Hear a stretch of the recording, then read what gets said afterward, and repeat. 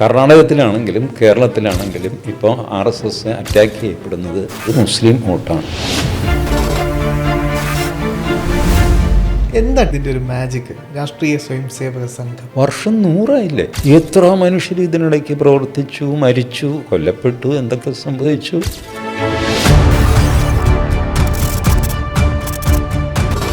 എന്തുകൊണ്ടാണ് മുസ്ലിം ലീഗ് RSSനെ കുറ്റം പറയാത്തത്? RSSന് രജിസ്ട്രേഷൻ ഇല്ല എന്ന് പറഞ്ഞിട്ട് മുസ്ലിം ലീഗ് ബഹളം വയ്ക്കാറുണ്ട്. അവർക്കും അറിയാം ഈ ഗെയിം. കോൺഗ്രസ്സുകാരൻ അങ്ങോട്ട് പന്തടിക്കുന്നു, RSSനെ ആക്രമിക്കുന്നു.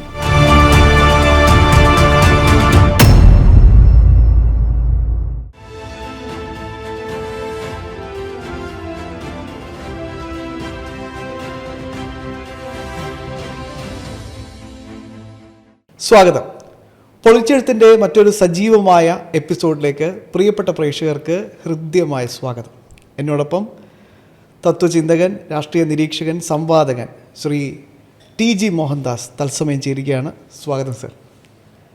രാഷ്ട്രീയ സ്വയം സേവക സംഘം ഇന്ന് ഒരുപക്ഷെ വല്ലാതെ എല്ലാവരും ഇന്ന് കോർണർ ചെയ്യുന്ന പോലെ, സംഘടിതമായൊരു അറ്റാക്ക് വരുന്ന പോലെ ഒരു ഫീല് തോന്നുന്നുണ്ട്. പ്രത്യേകിച്ച് കർണാടകയിലാണ് ഇത് കുറച്ചുകൂടി ഇതിൻ്റെ ഒരു ഇൻറ്റൻസിറ്റി കൂടുന്നത്. രജിസ്ട്രേഷൻ വേണം, ഇപ്പോൾ വേണം, ഇല്ലെങ്കിൽ ഞാനങ്ങ് ശരിയാക്കി കളയും എന്നൊക്കെ പറഞ്ഞ് പൂജനീയ സർസംഘചാലകനോട് ചോദിച്ചപ്പോൾ അദ്ദേഹം പറഞ്ഞത് അതിൻ്റെ ഒരു ആവശ്യമില്ല, സംഘം ഇവിടെ ഉണ്ട് എന്ന് സർക്കാരുകൾക്ക് അറിയാം, പിന്നെ എന്താണ്? അപ്പോൾ സ്വാഭാവികമായിട്ട് ഒരു സംശയം വരില്ലേ TG? അദ്ദേഹം അന്ന് പ്രിയങ്ക് ഖാർഗെ അല്ലേ, അദ്ദേഹം ഒരു പ്രസംഗത്തിൽ അത് പറഞ്ഞു. അതോടെ അത് കഴിഞ്ഞില്ലേ? പിന്നെന്താ ഇപ്പോൾ അതിനെ ചൊല്ലൊരു വിവാദം ഉണ്ടെന്ന് എനിക്ക് തോന്നുന്നു. പുള്ളി വിട്ടിട്ടില്ല, പുള്ളി ഇപ്പോൾ അതിൻ്റെ പുറകെ തന്നെയാണ്. പുറകെ ചില കാര്യങ്ങളുടെ പുറകെ അങ്ങനെ അങ്ങ് നടക്കാമെന്നേ ഉള്ളൂ, പ്രയോജനമൊന്നും ഉണ്ടാവില്ല. അതോറിറ്റി ഇല്ല മനുഷ്യന്, അതാണ് പ്രധാന സംഗതി. നിങ്ങൾക്ക് ഏത് സംഘടനയോടും എന്ത് ഡീറ്റെയിൽസ് വേണമെങ്കിലും ചോദിക്കാം, പക്ഷേ അതിൻ്റെ അതോറിറ്റി ഉണ്ടാവണം. ഇപ്പോൾ ശ്യാം എന്നോട് ഈ ചോദ്യങ്ങളെല്ലാം ചോദിക്കുന്നു. എൻ്റെ ഇൻകം ടാക്സ് റിട്ടേൺസ് ശ്യാമിന് ചോദിക്കാൻ പറ്റുമോ എന്നോട്? ഇല്ല. ചോദിച്ചാൽ ഞാൻ തരുമോ? ഇല്ല. അത് ചോദിക്കണമെങ്കിൽ ഇൻകം ടാക്സ് ഡിപ്പാർട്ട്മെൻറ്റ് ചോദിക്കണം. കൊടുക്കാൻ ഞാൻ ബാധ്യസ്ഥനാണ്, കൊടുത്തില്ലെങ്കിൽ അത് ശിക്ഷാർഹമാണ്. അതുപോലെ ഈ RSSൻ്റെ രജിസ്ട്രേഷനോ വരവ് ചെലവോ സംഗതിയോ ചോദിക്കാനുള്ള അതോറിറ്റി ഒരു സംസ്ഥാനത്തെ ആഭ്യന്തരമന്ത്രിക്ക് ഇല്ല. അതോറിറ്റി ചോദിച്ചാൽ ഉറപ്പായിട്ട് RSS കൊടുക്കാറുമുണ്ട്. എല്ലാ വർഷവും കണക്ക് കൊടുക്കാറുണ്ട്. ടാക്സബിളായിരുന്നു ആദ്യം, ടാക്സ് കൊടുത്തുകൊണ്ടിരിക്കുന്നു എന്നായിരുന്നു എൻ്റെ ധാരണ. ഞാൻ മിനിഞ്ഞാന്ന് ഈ വിവാദം ഉണ്ടായപ്പോഴാണ് അറിയുന്നത് പറ്റ്ന ഹൈക്കോടതിയിൽ RSS അത് ചലഞ്ച് ചെയ്തെന്നും പറ്റ്ന ഹൈക്കോടതി ഗുരുദക്ഷിണയ്ക്ക് ഇൻകം ടാക്സ് വേണ്ട എന്ന് തീരുമാനിച്ചു. അപ്പോൾ സാധാരണഗതിയിൽ ഇൻകം ടാക്സുകാർ ഏത് സംഘടനയാണെങ്കിലും എന്താണെങ്കിലും 10 പൈസ കിട്ടാനാണെങ്കിൽ അവർ യുദ്ധം ചെയ്യും. ആ യുദ്ധത്തിൽ അപ്പോൾ RSSും തീരുമാനിച്ചു, എന്നാൽ പിന്നെ ശരി യുദ്ധം എന്ന് പറഞ്ഞിട്ട് കോടതിയിൽ പോയിട്ട് കോടതി പറഞ്ഞു അത് ടാക്സബിൾ അല്ല, ആ ഇൻകം ഈസ് നോട്ട് ടാക്സബിൾ. അപ്പോൾ ഈ പറഞ്ഞ അതോറിറ്റിയുടെ എല്ലാം മുമ്പിൽ RSS കൊടുക്കാനുള്ള കണക്ക് കൊടുക്കുന്നുണ്ട്, എല്ലാം കൊടുക്കുന്നുണ്ട്. ബട്ട് ഖാർഗെയ്ക്ക് ഇതിൻ്റെ അതോറിറ്റി ഇല്ല. ഇപ്പോൾ കേരള മുഖ്യമന്ത്രി വി ഡി സതീശന് എന്നോട് ഇൻകം ടാക്സ് റിട്ടേൺസ് കൊണ്ടുവരാൻ പറയാൻ പറ്റുമോ? ഇല്ല. അദ്ദേഹം വലിയ ആളാണ്, നമ്മുടെയൊക്കെ മുഖ്യമന്ത്രിയാണ്, ബട്ട് അദ്ദേഹത്തിന് ആ അതോറിറ്റി ഇല്ല. അപ്പോൾ ഈ അതോറിറ്റി ഇല്ലാത്ത ആൾക്കാർ ഇതിങ്ങനെ പറഞ്ഞുകൊണ്ട് നടക്കാമെന്നുള്ളതല്ലാതെ പ്രയോജനമില്ല. മാത്രമല്ല അവർക്ക് ഇതല്ല ഉദ്ദേശം. കർണാടകത്തിലാണെങ്കിലും കേരളത്തിലാണെങ്കിലും ഇപ്പോൾ RSS അറ്റാക്ക് ചെയ്യപ്പെടുന്നത് RSSനെ അല്ല അവർ അറ്റാക്ക് ചെയ്യുന്നത്. അവർക്ക് വേണ്ടത് മുസ്ലിം വോട്ടാണ്. RSSനെ അറ്റാക്ക് ചെയ്താൽ മുസ്ലിം വോട്ട് കിട്ടും എന്നവർ ധരിക്കുന്നു. കാരംസിൽ നമ്മൾ ഓപ്പോസിറ്റ് സൈഡിലേക്ക് സ്ട്രൈക്കർ അടിക്കുമല്ലോ, അതെ, അത് ഓപ്പോസിറ്റ് സൈഡിൽ എന്തെങ്കിലും സംഭവിക്കാനല്ല. അവിടെ പോയി സ്ട്രൈക്കർ തിരിച്ചു വന്നിട്ട് ഇവിടെ ഒരു കോയിനിൽ കുഴിയിൽ വീഴും. അപ്പോൾ RSSനെ അറ്റാക്ക് ചെയ്ത് കഴിഞ്ഞാൽ മുസ്ലിങ്ങളുടെ വോട്ട് കുഴിയിൽ വീഴും. ഇതാണ് calculation. They have nothing against RSS. They want everything from Muslims. അവരുടെ വോട്ട് സംഗതിയും ഗുഡ് വില്ലൊക്കെ വേണം. അതിന് പറ്റിയ പണി RSSനെ എതിർക്കുക എന്നുള്ളതാണ്. ഇതുകൊണ്ടാണ് അവർ RSSനെ എതിർക്കുന്നത്. അതല്ലാതെ പെർസെ RSSനോട് അവർക്ക് യാതൊരു അല്ല, എതിർപ്പില്ല. ചോദ്യം എന്താണെന്നറിയോ ടി ജി, ഇപ്പം നിങ്ങൾക്ക് RSSനെ പറ്റി പോകുമ്പോൾ ഇപ്പോൾ RSSൻ്റെ ഒരു നേതാവിനെ നിങ്ങൾക്ക് പെട്ടെന്ന് എന്താ പറയുക മനസ്സിലാക്കാൻ കഴിയുമോ? അതേ നിങ്ങൾക്ക് എന്താ പറയുക ഒന്ന് തിരഞ്ഞാൽ മനസ്സിലാക്കാൻ പറ്റും, നിങ്ങൾക്ക് അറിയൂ എന്നൊക്കെ, അതായത് ഒരു നിഗൂഢമായൊരു പ്രവർത്തനം നടത്തുന്ന ഒരു സംഘടന നെറേറ്റീവ് ഉണ്ടാക്കില്ല. അത് ഇവരന്വേഷിക്കാഞ്ഞിട്ടല്ലേ? അതെ, ഞാനിപ്പോൾ എത്രയോ കാലമായി RSSകാരനാണെന്ന് പറഞ്ഞ് തെക്ക് വടക്ക് നടക്കുന്നു. പബ്ലിക് കേസിൽ ഞാനുണ്ട്. എന്നെ ആരും മൈൻഡ് ചെയ്തില്ലെങ്കിൽ എനിക്ക് എന്ത് ചെയ്യാൻ പറ്റും? എന്നെപ്പോലെ എത്രയോ RSSകാർ അവിടെ ഇവിടെയും തട്ടുകടയിൽ നിന്ന് ചായ കുടിക്കുന്നു, ബസ് കയറി പോകുന്നു, ട്രെയിനിൽ പോകുന്നു, ഫ്ലൈറ്റിൽ പോകുന്നു. ഇതൊക്കെ ചെയ്തുകൊണ്ടിരിക്കുകയാണ് ഡെയിലി. കേരളത്തിലെ മാധ്യമങ്ങൾ പ്രത്യേകിച്ച് RSSനെ ഒരു കുറഞ്ഞ സംഘടനയായിട്ട് അവർ കാണുന്നു. അതുകൊണ്ട് RSSൻ്റെ ഓഫീസ് അഥവാ കാര്യാലയം ഇതെവിടെയാണ് എന്നവർ ചോദിക്കാറുമില്ല, അവിടെ പോകാറുമില്ല. അത് ഇവരുടെ മൂക്കിന് താഴെ കൂടെ RSSൻ്റെ പ്രാന്തപ്രചാരകൻ ഒരു ഒറ്റമുണ്ടൊരു ഷർട്ടുമായിട്ട് നടന്നു പോകുന്നു. അവർ നോക്കുന്നത് ഇപ്പം എന്ത് ചെയ്യാൻ പറ്റും? ഈ TV-കാരുടെ സ്റ്റുഡിയോയിൽ പോയിട്ട് പ്രാന്തപ്രചാരകന് പറയാൻ പറ്റുമോ ഞാനാണ് കേട്ടോ RSSൻ്റെ പ്രാന്തപ്രചാരകൻ, അതിന് ഞങ്ങൾ എന്ത് വേണം എന്ന് ചോദിച്ചാൽ കഴിഞ്ഞില്ലേ? അപ്പോൾ ഇത് നിങ്ങൾ അന്വേഷിക്കുന്നില്ല, അതുകൊണ്ട് കാണുന്നില്ല. ഇവരിവിടെയൊക്കെ ഉണ്ട്, എല്ലാ സ്ഥലത്തും ഉണ്ട്. നേരത്തെ ഒരു ടാർഗറ്റ് ചെയ്യുന്നുണ്ടല്ലോ, ഹിന്ദുത്വം, വർഗീയത. RSSന് അങ്ങനെ ഒരു നെറേറ്റീവ് ആയിരുന്നല്ലോ, സവർണ ബ്രാഹ്മണിക്കൽ ഹെജിമണി, ഇങ്ങനെ കുറേ നെറേറ്റീവ് ആയിരുന്നു നേരത്തെ. അല്ല, ഈ നെറേറ്റീവിൻ്റെ ഉദ്ദേശം ഇതാണ്. മുസ്ലിങ്ങൾ, പിന്നെ അതിൻ്റെ കൂടെ ഈ പറഞ്ഞ പിന്നോക്ക ദളിത് വിഭാഗങ്ങൾ, ഇവരെ കിട്ടാൻ വേണ്ടിയിട്ടാണ് ഈ കളി. ഇത് കാരംസിലെ അങ്ങോട്ടുള്ള സ്ട്രൈക്കിംഗ് ആണ്, അല്ലാതെ ഇവരോട് യാതൊരു വിരോധവും ഇവർക്കില്ല. RSSനോട് ഒരു വിരോധവും ആർക്കുമില്ല. അല്ലെങ്കിൽ നോക്ക്, ഈ എന്തുകൊണ്ടാണ് മുസ്ലിം ലീഗ് RSSനെ കുറ്റം പറയാത്തത്? RSSന് രജിസ്ട്രേഷൻ ഇല്ല എന്ന് പറഞ്ഞിട്ട് മുസ്ലിം ലീഗ് ബഹളം വയ്ക്കാറുണ്ടോ? ഇല്ല. കാരണം അവർക്ക് പേടിയില്ല, അവർക്കും അറിയാം ഈ ഗെയിം. കോൺഗ്രസ്സുകാരൻ അങ്ങോട്ട് പന്തളിക്കുന്നു, RSSനെ ആക്രമിക്കുന്നു. അപ്പം നമ്മളെ സൂചിപ്പിക്കാനാണ്. അങ്ങനെ അവൻ സൂചിക്കേണ്ട. മുസ്ലിങ്ങളും വിചാരിക്കുന്നു, ക്രിസ്ത്യാനികളും വിചാരിക്കുന്നു, കുറേ കാലമായി നീ ഭൂരിപക്ഷം എന്ന് പറഞ്ഞ് ഞങ്ങളെ പേടിപ്പിക്കുന്നു. ഇപ്പം ഞങ്ങൾ പേടിക്കാൻ തീരുമാനിച്ചിട്ടില്ല എന്നവർ തീരുമാനിച്ചു. അതിൻ്റെ അടയാളം എവിടെയെല്ലാം കാണുന്നു. 40% മുസ്ലിങ്ങളാണ് ആസാമിൽ ഭരിക്കുന്നത്. ആരാ? BJP അല്ലേ? 30% ക്രിസ്ത്യാനികളാണ് ഗോവ ഭരിക്കുന്നത്, BJP. സോ സ്ലോലി ആ റിയലൈസേഷൻ വന്നു കഴിഞ്ഞു. കേരളത്തിലും സാമാന്യം നല്ല രീതിയിൽ ആ റിയലൈസേഷൻ വന്നിട്ടുണ്ട്. മുസ്ലിങ്ങൾക്കും ഉണ്ടായിട്ടുണ്ട്, ക്രിസ്ത്യാനികൾക്കും ഉണ്ടായിട്ടുണ്ട്. എന്തുകൊണ്ടായിരിക്കും ടീച്ചർ ഈ സംഘത്തിനെ അറിഞ്ഞു കഴിഞ്ഞാൽ സ്വാഭാവികമായിട്ടും ഈ പറയുന്ന നെറേറ്റീവുകളൊക്കെ പൊടിഞ്ഞ് പാളീസായി പോകും? സംഘത്തിനെ അറിയാതിരിക്കാനുള്ള ഒരു മുഖം മൂടിയാക്കി, അല്ലെങ്കിൽ സംഘത്തിൽ നിന്ന് എപ്പോഴും ഒരു ഡിസ്റ്റൻസ് ഉണ്ടാവണം എല്ലാവരും എന്നാണോ ഇവർ ആഗ്രഹിക്കുന്നത്? കാരണം അറിഞ്ഞു കഴിഞ്ഞാൽ പിന്നെ ഇതൊരു ആനന്ദമായി മാറുന്ന ഒരു സംഘടനയാണ്. ഇതൊക്കെ ഞാൻ പറയട്ടെ, സംഘം ഏറ്റെടുത്ത് നടത്തിയ ഒരു കാര്യമായിരുന്നു കന്യാകുമാരിയിലെ വിവേകാനന്ദ സ്മാരകം. അതുമായിട്ട് അസോസിയേറ്റ് ചെയ്യാൻ ജ്യോതി ബാസുവിന് മടി. സ്വാമി വിവേകാനന്ദൻ ബംഗാളിൻ്റെ ഒരു പ്രോഡക്റ്റാണ്. അതിൻ്റെ പൊട്ടൻഷ്യൽ ജ്യോതി ബാസുവിന് ശരിക്കറിയാം. പക്ഷേ പരസ്യമായിട്ട് അസോസിയേറ്റ് ചെയ്താൽ ജ്യോതി ബാസുവിന് പൊളിറ്റിക്കലി അത് ക്ഷീണം ചെയ്യും. അതുകൊണ്ട് എന്ത് ചെയ്തു? ജ്യോതി ബാസുവിൻ്റെ ഭാര്യയെ അതിൻ്റെ കൺവീനറാക്കി. വിവേകാനന്ദ സ്മാരകത്തിൻ്റെ ബംഗാളിലെ സമിതിയുടെ കൺവീനർ ജ്യോതി ബാസുവിൻ്റെ ഭാര്യയായിരുന്നു. ആരും അറിഞ്ഞില്ല. അറിയണം എന്ന് RSSും ആഗ്രഹിച്ചില്ല. പാവം അവരെ എന്തിനാണ് പൊളിറ്റിക്കലി അവരെ കുഴപ്പത്തിലാക്കരുത്. അതുകൊണ്ട് അതിന് പരസ്യമൊന്നും കൊടുത്തൊന്നുമില്ല. പക്ഷേ അവരതിൻ്റെ ബാക്ക് ബോണായിട്ട് ബംഗാളിൽ പ്രവർത്തിച്ചു. ധാരാളം പൈസ പിരിച്ചെടുത്തു ഒക്കെ ചെയ്തു. ഇതാണ് RSSൻ്റെ ഒരു ശൈലിയും RSSനെ എതിർക്കുന്നു എന്ന് ഭാവിക്കുന്നവരുടെ പ്രവൃത്തിയും. ഇപ്പോൾ VD സതീശൻ വലിയ ബഹളമാണല്ലോ, വൈസ് ചാൻസലർമാർ ഇതൊക്കെ. ബട്ട് VD സതീശന് ആസ് സച്ച് RSSനോട് വിരോധമില്ല. അതുകൊണ്ടാണ് VD സതീശൻ ഗോൾവൽക്കറുടെ മുമ്പിൽ തിരികൊളുത്തിയത്. ഉള്ളിലതില്ല. ആ സംഭവം 2006 2006നും 2026നും ഇടയ്ക്കാണോ RSS വർഗീയവാദികളായത്? അല്ലല്ലോ. ഉണ്ടായ കാലം മുതൽ വർഗീയവാദികളല്ലേ. അപ്പോൾ 2006 എന്ത് ഐറ്റമാണ് 2026 ഒന്നുമില്ല. മുസ്ലിം വോട്ടാണ്. മുസ്ലിം ലീഗിൻ്റെ സപ്പോർട്ടിലാണ് നാം ഭരിക്കുന്നത്. അപ്പോൾ എന്തെങ്കിലും സഹായം അവർക്ക് ചെയ്യണം. നമ്പർ 2, ഒരു സഹായവും ചെയ്തില്ലെങ്കിലും ലിപ് സർവീസ് എന്ന് നമ്മൾ പറയല്ലോ, വാക്കുകൊണ്ട്. അപ്പോൾ ആ സഹായം ചെയ്യാൻ ഏറ്റവും നല്ലത് RSSനെ ആക്രമിക്കുക. അപ്പോൾ മുസ്ലിങ്ങൾ ഹാപ്പിയാവും. ആവുമെന്ന് ഇവർ വിചാരിക്കുന്നു. പക്ഷേ ആ ഇക്വേഷൻ പോലും തകർന്നുകൊണ്ടിരിക്കുന്നു.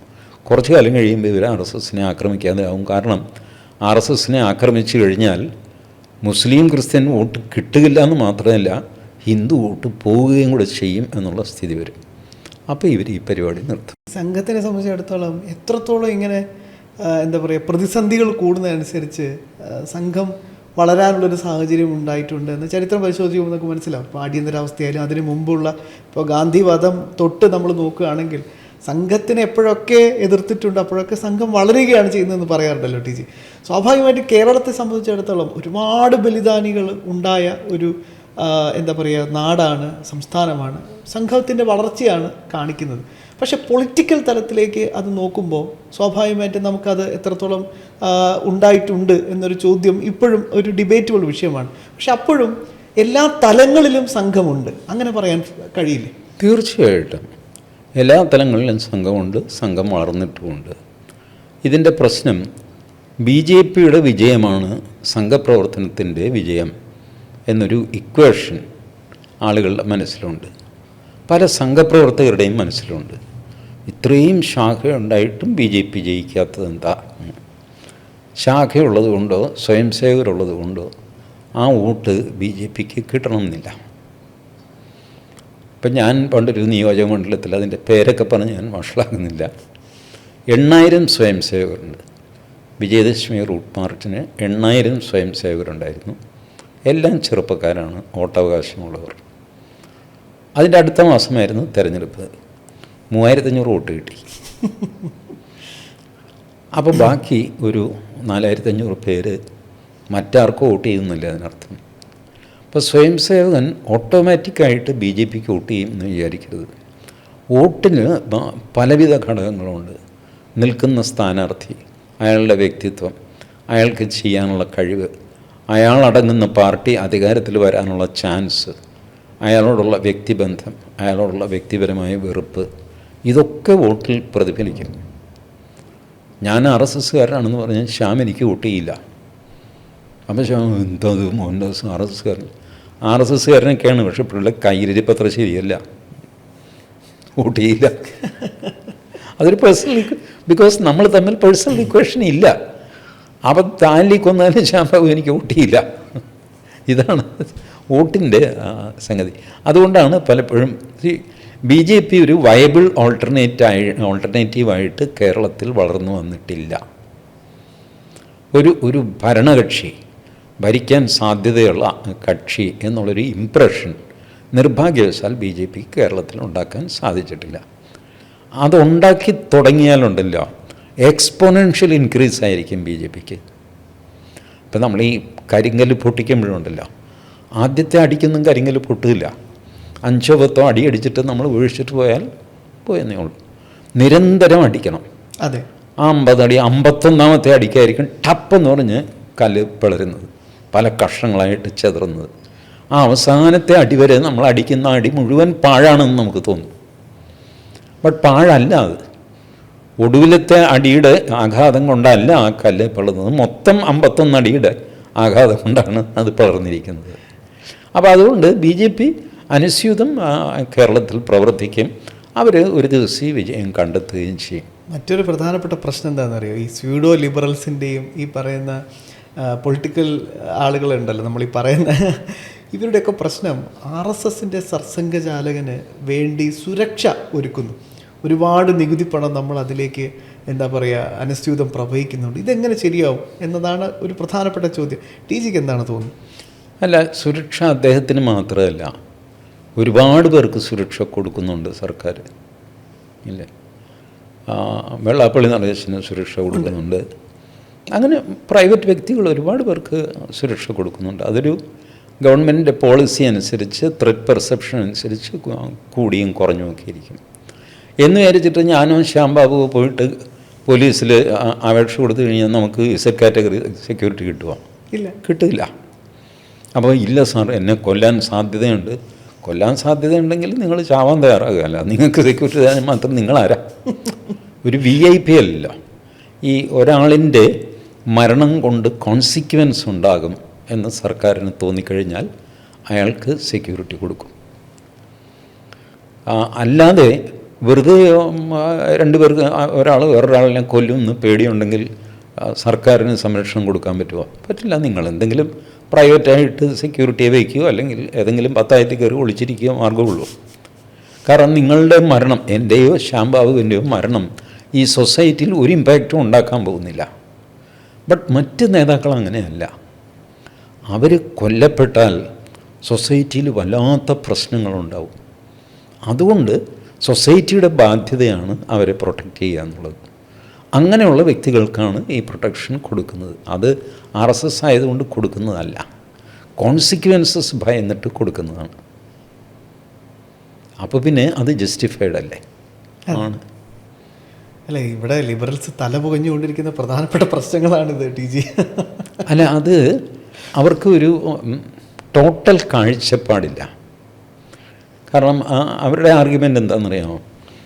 നമ്മളെപ്പോലൊരു പൗരനാണ് മോഹൻജി ഭാഗവത്. മോഹൻജി ഭാഗവത്തിന് കൊമ്പൊന്നും ഇല്ലല്ലോ? ഇല്ല. മോഹൻജി ഭാഗവത്തിന് 2 ഓട്ടമുണ്ടോ? ഇല്ലല്ലോ. മോഹൻജി ഭാഗവത്തിനും ഒരു റേഷൻ കാർഡല്ലേ ഉള്ളൂ? അതേ ഉള്ളൂ. പിന്നെ എന്താണെന്നേ? കോൺസിക്വൻസ് ആണ് പ്രശ്നം. നിങ്ങൾക്ക് വരുന്ന അപകടം അല്ലെങ്കിൽ നിങ്ങളെ ആരെങ്കിലും അപായപ്പെടുത്തിയാൽ സൊസൈറ്റിയിൽ ഉണ്ടാകാവുന്ന പ്രശ്നങ്ങൾ, മോഹൻജി ഭാഗവത്തിന് സംഭവിച്ചാൽ സൊസൈറ്റിയിൽ ഉണ്ടാകുന്ന പ്രശ്നങ്ങൾ, ഇത് വെച്ചിട്ടാണ് മോഹൻജി ഭാഗവത്തിന് പ്രൊട്ടക്ഷൻ കൊടുക്കുന്നത്. നിങ്ങൾക്ക് കിട്ടാത്തതും അതുകൊണ്ടാണ്. അല്ലാതെ അദ്ദേഹം എന്തെങ്കിലും ഒരു സ്പെഷ്യൽ പദവി ഉള്ളതുകൊണ്ടല്ല, കോൺസിക്വൻസസ് ഉള്ളതുകൊണ്ടാണ്. അനന്തരഫലങ്ങൾ ആലോചിച്ചിട്ടാണ് ആളുകളെ പ്രൊട്ടക്റ്റ് ചെയ്യുന്നത്. അത് ഒരുപാട് പേർക്കുണ്ട്. ഒന്നുമില്ലാത്ത കുറേ പേരുടെ മോദി വന്നപ്പോഴാണ് കുറേ എടുത്തു കളഞ്ഞത്. വെച്ചാൽ പരമ്പരാഗതമായിട്ട് ഈ സെക്യൂരിറ്റി ഒരു സ്റ്റാറ്റസ് സിമ്പലായിട്ട് കൊണ്ടുവരുന്ന ആൾക്കാരുണ്ട്. അപ്പോൾ അവരുടെ കുറേ അധികം പേരുടെ അപ്പോഴും റിവ്യൂ ചെയ്തിട്ടാണ് കേട്ടോ, അല്ലാതെ ഇയാൾ വെറുതെ ഷൈൻ ചെയ്യാൻ സെക്യൂരിറ്റി ഒന്നും വേണ്ട ഇങ്ങനെ തീരുമാനിച്ചതല്ല. സെക്യൂരിറ്റി ഏജൻസീസുമായിട്ട്, പോലീസുമായിട്ട്, ഇൻ്റലിജൻസുമായിട്ടൊക്കെ ആലോചിച്ചിട്ട് വാട്ട് വിൽ ഹാപ്പൻ, ഇദ്ദേഹത്തിന് ഇപ്പോൾ ഇത്ര വലിയ ഇമ്പോർട്ടൻസ് ഉണ്ടോ? ഇല്ല സാർ, അങ്ങനെ അടുത്ത കാലത്തെങ്ങും ഒരു ത്രെറ്റും വന്നിട്ടില്ല. ആരുടെയും ഹിറ്റ് ലിസ്റ്റിലോ ടാർഗറ്റ് ലിസ്റ്റിലോ ആ മനുഷ്യനില്ല. Okay, let's withdraw.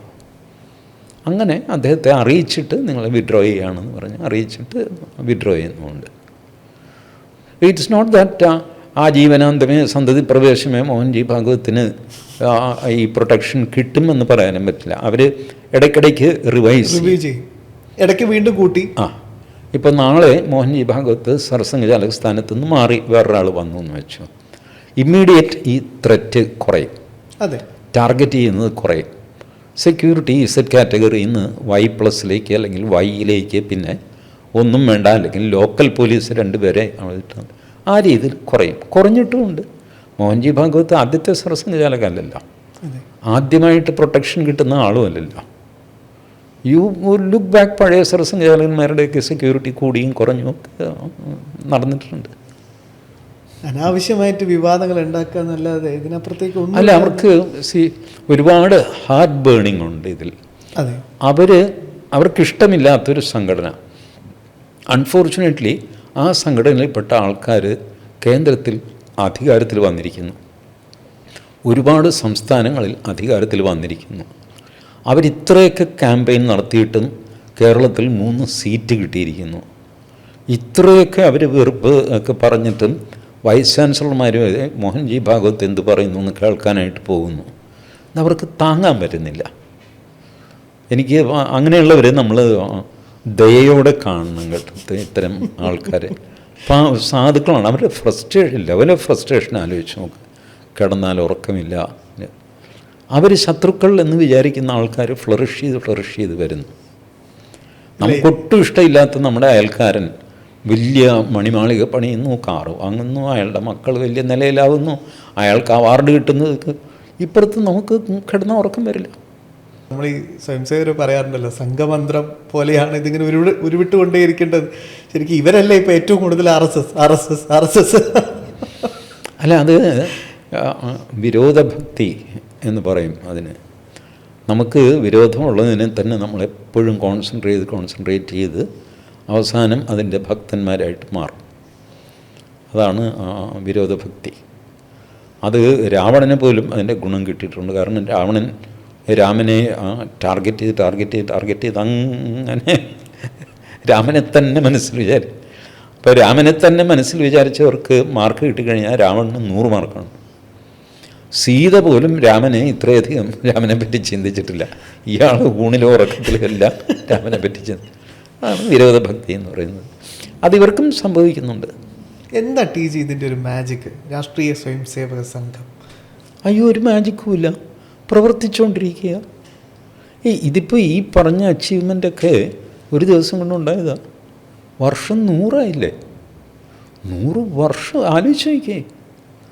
എത്ര മനുഷ്യർ ഇതിനിടയ്ക്ക് പ്രവർത്തിച്ചു, മരിച്ചു, കൊല്ലപ്പെട്ടു, എന്തൊക്കെ സംഭവിച്ചു. നിരോധനം വന്നു, നിരോധനം നീക്കി, അടി കൊടുത്തു. അങ്ങനെ 100 വർഷം ചെറിയൊരു വർഷമല്ലപ്പം പുരുഷായുസിൽ. അത്രയും കാലം പ്രവർത്തിച്ചിട്ടാണ് ഈ റിസൾട്ട് വന്നിരിക്കുന്നത്. ഒരു മാജിക്കും ഇല്ല, ഒന്നുമില്ല. കഠിനാധ്വാനം, സ്ഥിരോത്സാഹം. ഞാനീ പറഞ്ഞില്ലേ, പാറ പൊട്ടിക്കാനായിട്ട് അടിച്ചുകൊണ്ടേയിരിക്കുക. കുറച്ച് കഴിയുമ്പോൾ നമുക്ക് മുഷിയും. കൈവേദനിക്കുന്നത് പോട്ടെ എന്ന് വയ്ക്കാം, നമുക്ക് മുഷി ഒരു ബോറടിക്കുന്ന പരിപാടിയില്ല. ഒരു കരിങ്കല്ല് ഇങ്ങനെ ഇട്ട് അടിച്ച് ബട്ട് നമ്മൾ തീരുമാനിച്ചിട്ടുണ്ട്, ഈ കരിങ്കല്ല് ഒരു ദിവസം ഞാൻ പൊട്ടിക്കും. അതുകൊണ്ട് അടിച്ചുകൊണ്ടേയിരിക്കുന്നു. അടിച്ചടിച്ച് ഞാൻ മരിച്ചു. ശ്യാം അത് തുടരുന്നു. ശ്യാം മരിച്ചു, അടുത്ത ആളത് തുടരുന്നു. അയാൾ ഈ കരിങ്കല്ല് പൊട്ടിക്കും. അത് കാണാൻ നമ്മൾ രണ്ടുപേരും ഉണ്ടാവില്ല, പക്ഷെ കരിങ്കല്ല് പൊട്ടും. അങ്ങനെയാണ് ഈ 100 വർഷം കടന്നു പോയിരിക്കുന്നത്. അതുകൊണ്ട് ഒരു മാജിക്കുമില്ല, ഒന്നുമില്ല. കഠിനാധ്വാനം, സ്ഥിരോത്സാഹം, ലക്ഷ്യബോധം, അൺകോംപ്രമൈസിങ് ആയിട്ട് ഒരു ലക്ഷ്യത്തെ പെർസ്യൂ ചെയ്യുക, അതിലേക്ക് തന്നെ ശ്രദ്ധിച്ച് അതിലേക്ക് തന്നെ പ്രവർത്തിക്കുക. ആരെ വിമർശിച്ചാലും എന്തൊക്കെ പറഞ്ഞാലും എന്ത് ചെയ്തു കഴിഞ്ഞാലും ഒരു പുഞ്ചിരിയോടെ തനിക്ക് ചെയ്യാനുള്ള ജോലി ചെയ്തുകൊണ്ടേയിരിക്കുക. അങ്ങനെ 100 വർഷം ചെയ്താണ് ഈ ലെവലിലെത്തിയിരിക്കുന്നത്. ഇത് മതിയോ? പോരാ. കാരണം രാഷ്ട്രത്തെ പരമവൈഭവത്തിൽ എത്തിക്കുക എന്നുള്ളതാണ് RSSൻ്റെ ലക്ഷ്യം. അതായത് ഭാരതം നമ്പർ 1 ആയിരിക്കണം ലോകത്തിൽ. ആയിട്ടുണ്ടോ ഇപ്പോൾ? ഇല്ല. നമ്മൾ 4ാമത്തെ സാമ്പത്തിക ശക്തി എന്ന് പറയും. 4ാമത്തെ എന്ന് പറഞ്ഞാൽ പോലും ഡിസ്റ്റൻ്റ് 4th 1, 2, 3 കഴിഞ്ഞാൽ പിന്നെ കുറേ ദൂരം കഴിഞ്ഞിട്ടാണ് ഈ 4 നിൽക്കുന്നത്. സാമ്പത്തിക ശക്തി, ആയുധശക്തി നമുക്ക് ഒരു ലോകതലത്തിൽ ഒരു അളവെടുത്തിട്ടില്ല ആരും. നമ്പർ 1, 2 ഏതായാലും നമ്മൾ നമ്പർ 1 അല്ല 2 അല്ല ആയുധശക്തിയിൽ, അത് ഉറപ്പാണ്. 3 ആണോ 4 ആണോ 5 ആണോ ആർക്കും അറിയില്ല. കാരണം ആയുധങ്ങളാരും പുറത്ത് പറയില്ല. ബുദ്ധിയുള്ള ഒരു രാജ്യവും തങ്ങളുടെ കയ്യിലുള്ള ആയുധങ്ങൾ എത്രയുണ്ടെന്ന് ഒരു കാരണവശാലും പുറത്ത് പറയില്ല. അപ്പോൾ അതുകൊണ്ട് നമുക്കത് അളക്കാൻ നിർവാഹമില്ല. ബട്ട് സ്റ്റിൽ നമ്മുടെ മുമ്പിൽ ആരൊക്കെയൊക്കെ ഉണ്ട് എന്നുള്ളത് ഉറപ്പാണ്. അപ്പോൾ നമ്മൾ ഇനി എത്ര ദൂരം പോകാനുണ്ട്? ഇനിയൊരു 100 വർഷം ചിലപ്പോൾ വേണ്ടി വന്നു വരാം. ഏതായാലും ബൈ ഫാർ 2047 മോദി വെച്ചിരിക്കുന്നൊരു ടാർഗറ്റ്. അപ്പോഴും നമ്പർ 1 എന്ന് പറഞ്ഞിട്ടില്ല കേട്ടോ. ആത്മനിർഭരമായിട്ട് നമുക്ക് നിൽക്കാവുന്ന, അച്ചീവ് ചെയ്യേണ്ട ഒരു പോയിൻ്റായിട്ടാണ് 2047 വെച്ചിരിക്കുന്നത്. അല്ലാതെ നമ്മളെല്ലാ രീതിയിലും ലോകത്തെ നമ്പർ 1 ആകും എന്ന് പറഞ്ഞിട്ടില്ല, പറയാനും സാധ്യമല്ല. കാരണം ലോകവും മുന്നോട്ട് പോവുകയല്ലേ, അതിനനുസരിച്ച് മാറ്റങ്ങൾ വരുന്നു. ബാക്കിയുള്ള രാജ്യങ്ങളെല്ലാം നിന്നിടത്ത് നിൽക്കുന്നു, നമ്മൾ മാത്രം ഓടുമ്പോൾ നമുക്ക് അവരുടെ ഒപ്പം എത്താൻ പറ്റും. ഇതങ്ങനെയല്ലല്ലോ, അവർ ഓടിക്കൊണ്ടിരിക്കുകയല്ലേ. സർ, അവസാനമായിട്ടൊരൊറ്റ ചോദ്യം, നമുക്ക് വൈഡപ്പ് ചെയ്യാൻ സമയമായിട്ടുണ്ട്. ഒറ്റ ചോദ്യം, നിശബ്ദമായിട്ടുള്ളൊരു പ്രവർത്തനം സംഘത്തിൻ്റെ, സ്വയം സേവകൻ എന്ന ഒരു കണികയിൽ നിന്ന് അതൊരു ഗംഗാപ്രവാഹമായി മാറുന്ന ഒരു അത്ഭുതം, അങ്ങനെ തന്നെ വേണം പറയാൻ. ഇങ്ങനൊരു സംഘടന എങ്ങനെയാണ് ഈ മുന്നോട്ട് പോകുന്നത് എന്നത് പറഞ്ഞാൽ തന്നെ അതിൽ തന്നെ വലിയൊരു അത്ഭുതം ഉണ്ടല്ലോ സർ. TG കണ്ട RSS ഞാനതിൽ ഒരു അത്ഭുതവും കണ്ടില്ല. വളരെ സർവ്വസാധാരണമായ മനുഷ്യർ, നന്മയുള്ളവർ, നേരുള്ളവർ, ആരോടും വിദ്വേഷം വെച്ച് പുലർത്താത്തവർ, ഇങ്ങനെയുള്ളവരുടെ ഒരു സംഘടന. ഒരു രീതിയിലും ആരെയും ബുദ്ധിമുട്ടിക്കാൻ അവർ വരില്ല. അവരെ നിരോധിച്ചു കഴിഞ്ഞാൽ അവർ ചെയ്യുന്നത് എന്താ? അപ്പം തന്നെ ശാഖ പിരിച്ചുവിടും. എല്ലാ നിരോധനവും നോക്കും, ഇമ്മീഡിയറ്റ് ശാഖ പിരിച്ചുവിടും. എന്നിട്ട് സത്യാഗ്രഹമോ അങ്ങനെ സമാധാനപരമായി RS വിചാരിച്ചു കഴിഞ്ഞാൽ ഒരു അട്ടിമറി നടത്താൻ പ്രയാസമൊന്നുമില്ല. 4 ട്രെയിൻ അട്ടിമറിക്കുക, ബസ്സിന് തീ വയ്ക്കുക, ഇങ്ങനെയൊക്കെ ചെയ്ത് അഡ്മിനിസ്ട്രേഷനെ കുഴപ്പത്തിലാക്കാം. But we did not do that. അതിനൊന്നും പോയില്ല. സത്യാഗ്രഹം ഇരുന്നു, തല്ലുകൊണ്ടു 10-21 മാസം അടിയന്തരാവസ്ഥ എന്നൊക്കെ പറഞ്ഞ് ചെയ്തു. എന്ത് ചെയ്യാൻ ചെയ്തു. ഈ അടിയന്തരാവസ്ഥ കഴിഞ്ഞപ്പോൾ അന്ന് ദേവർസ്ജിയാണ് സർസംഘചാലക്. അദ്ദേഹം പറഞ്ഞു, നമ്മൾ ഭക്ഷണം കഴിക്കുമ്പോൾ ഓർക്കാതെ നമ്മുടെ തന്നെ പല്ല് നമ്മുടെ നാക്കിനെ കടിക്കാറുണ്ട്. എന്ന് വെച്ച് നമ്മൾ നാക്കിനെ ശിക്ഷിക്കുക ഇല്ല. അതുപോലെ വിചാരിച്ചാൽ മതി അടിയന്തരാവസ്ഥ. ആരോടും ഒരു വിദ്വേഷവും പാടില്ല. നമ്മുടെ ഗവൺമെൻറ് നമ്മളെ തന്നെ നിരോധിച്ചു, നമുക്ക് വേദനിച്ചു. ശരി, അത് അബദ്ധമായിരുന്നു, കഴിഞ്ഞു. അല്ലെങ്കിൽ അടിയന്തരാവസ്ഥ കഴിയുമ്പോൾ റൂട്ടിലിട്ട് ഈ കോൺഗ്രസ്സുകാരനെ മുഴുവൻ അടിക്കും RSSകാർ. അടികൊണ്ട് അവസ്ഥയില്ല. ഇത് ദേവർജിക്കറിയാം, കാരണം അത്രയധികമാണ് ദ്രോഹിച്ചിരിക്കുന്നത്. ഒന്നും ചെയ്തു പോകരുത്. ഒന്നും ചെയ്തില്ല. കോൺഗ്രസ്സുകാരെല്ലാം സുഖമായിട്ട് ഇറങ്ങി നടന്നു, ഒന്നും സംഭവിച്ചില്ല. അപ്പം അങ്ങനെ സർവ്വസാധാരണരായ മനുഷ്യരാണ്. സാധാരണക്കാർ ചെയ്യുന്ന അസാധാരണ പ്രവൃത്തിയാണ് RSS. അതാണ് ഞാൻ മനസ്സിലാക്കിയിട്ടുള്ളത്. തീർച്ചയായും. എന്തായാലും ഒരുപാട് സംഘത്തെക്കുറിച്ചും സംഘത്തിൻ്റെ ഈ ഒരു പ്രവർത്തനവും ഒരുപക്ഷെ ചെറിയ എന്നൊരു മന്ത്രവുമായി മുന്നോട്ട് പോകുന്ന ലോകത്തിലെ തന്നെ ഏറ്റവും വലിയ സന്നദ്ധ സംഘടന RSSനെ കുറിച്ചാണ് ഇന്ന് പൊളിച്ചെഴുത്തിൽ ശ്രീ TG മോഹൻദാസ് പങ്കുവച്ചത്. മറ്റൊരു സജീവ വിഷയവുമായി മറ്റൊരു അധ്യായത്തിൽ നമുക്ക് വീണ്ടും കാണാം. നമസ്കാരം.